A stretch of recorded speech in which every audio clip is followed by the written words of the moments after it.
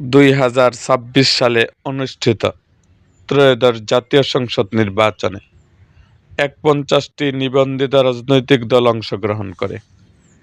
এর মধ্যে ২২টি দল কোনো আসন নির্বাচনে একটি আসনও পায়নি।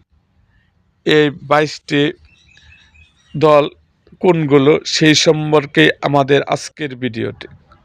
যারা নির্বাচন করেও একটি আসন পায় না সেই দলগুলো হলো LDP, Jatiya Party, Communist Party, Gonotontri Party, JASAD, JSD, Zaker Party, Bangladesh Muslim League, Jamiat Ulama Islam, Gonoforum, Gonofront, Bangladesh NAP, Islami Front, Kalyan Party, Islami Oikyajot, Jagpa, Biplobi Workers Party, BNF, NDM, AB Party, Amjanata Dal, Nizam-e ইসলাম।